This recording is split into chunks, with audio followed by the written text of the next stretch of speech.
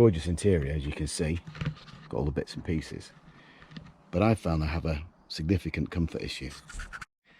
The problem is mainly in the shoulder area. I've had similar problems on Lexuses before. I think I've had more than maybe 20 Lexuses over the years. And the seats are in many ways far superior in terms of comfort and softness to something like a BMW, which I've also had plenty of those. But the main problem with the RX450 I've found is significant problem with comfort in the shoulder area. And it's really puzzled me that there's really no reason for it. I can go and try a very cheap car, very simple car, and I don't have this problem. But as soon as I get in my RX450, I have significant problem with my shoulders. Real discomfort after a relatively short period of time. But I think I've identified the problem. So I was going to show you in this video how to remove the back of the seats if you have the same problem, and which is dead easy to do, and how to fix the problem. So the first thing you've got to do obviously is take the back cover off. And if you look right underneath, if you can see that the cover is held on with two pieces of bungee cord. Once you remove them, there's two straps like these. They're just hooked on underneath the seat. Just be careful to note where they were hooked on because they're quite awkward to put back. So once you've undone that bottom cover from underneath the seat, just clips underneath there. Once you've undone that panel, you'll find two screws, one there and one there. That's it. Unscrew those and the panel will come off. So once you've actually removed those two screws, you can just literally pull this panel down. It will actually unclip like that. As you can see, there's two clips here. You can see that there's two clips there. They just locate underneath here. There's two brackets, one here and one here on the seat. So it's literally just a downward pull once you've undone the two screws. So once you've removed the cover off the back of the seat, there's the cover. And as I say, it's very, very simple to do. You can see the mechanism in the back, which is pretty sophisticated actually in the Lexus. You've got a couple of motors here for all this tensioning mechanism. So, and I guess different models have a variation on that theme, but overall they're much the same. And you have this ridiculous lumbar arrangement, which they sell you as a lumbar support and orthopedic and all the rest of it. It's a load of bull, to be honest. It really doesn't make very much difference. You could go and buy a cheap car with none of that, and it's probably far superior.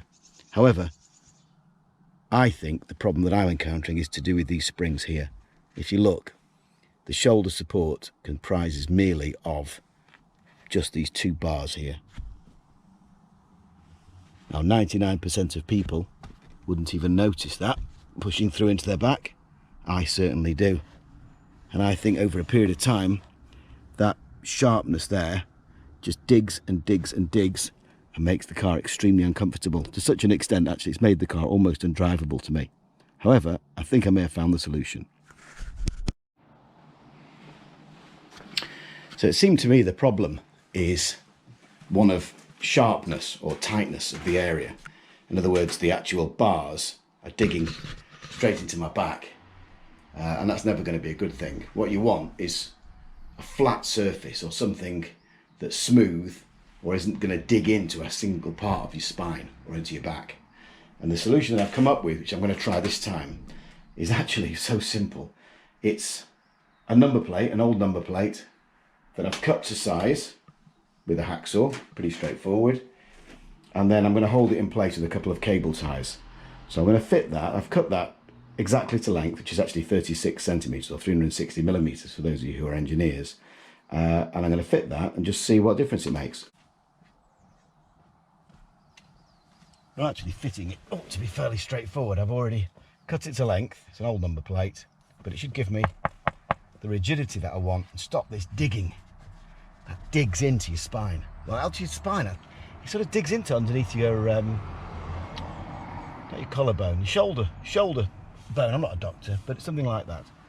Either way, it's extremely uncomfortable for me. It actually makes me feel ill. So it should. It's not, because these number plates are really slippery.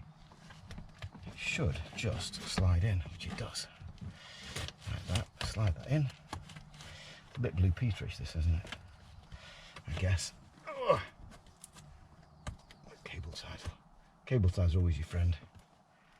Most ubiquitous device ever invented. So I pre-fitted them with some ties, bit of tape, because you can't actually put them through once you've done it.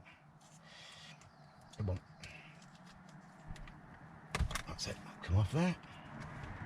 Just tuck that down there. That's it. That'll just stop that travelling. I don't think it would travel that much, to be honest. Even without doing that, the pressure of my back should hold it in place, but at the end of the day, if we're going to do the job, let's do it reasonably right. So, fasten that up. That's not going to go anywhere, is it? Fasten that one. So what I've now done, if you can see, is I've made it of such a length that it sits on these steel parts here of the seat. So you can see that on the side of the seat, actually it's fairly robust steel. They're pretty well made, actually. It's a big piece of steel there, holds the seat, and the same on the other side. And that piece of steel, I've actually removed the upper cooling fan, but you may not need to do that. I found that a problem as well, but that's another issue. It's a separate video. That really can't travel now.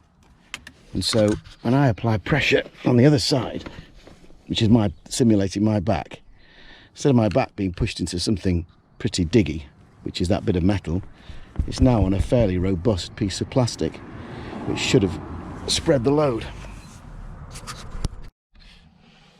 So I've now put that in place.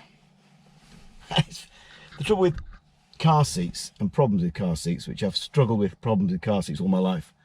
I really have struggled with it. The trouble with car seats is it's very, very difficult to know, certainly impossible in the showroom, to know whether or not you're going to have a problem with them. You just don't know. No one buys a car or anything like that expecting to have trouble. You always buy it in the hope and the expectation that it's going to be absolutely wonderful. The reality, of course, is so often different, or it has been in my experience. But I must say that does seem to have made a real difference, significant enough of a difference that I feel I want to make a video about it. I mean, quite why Lexus are making a £65,000 car, which is what this is, with a little bit of metal bar to support your spine or support your upper shoulders, it beggars belief, because the rest of the seat, it's expensively engineered. I don't know what they must cost to make, but it's not a cheap thing. I rented a car the other day. I rented a Kia Picanto, which is their smallest car. I don't know what those things cost. I bet they cost about 10 grand to buy, brand new. 10, 15 grand. It can't be more than 10 or 15 grand. So what? Less than a quarter of the price of this car. And obviously it's not the fastest car in the world. It's not the best car in the world, the Kia Picanto. But I found it extremely comfortable, very pleasant to drive. I had no issues with it at all. As I drive this, and really, what I find is that after, or I have found before I've done this modification, after even 30 minutes of driving, I'm really in significant discomfort. So anyway, I'm going to try the car out with this modification, and then I'll let you know how I got on.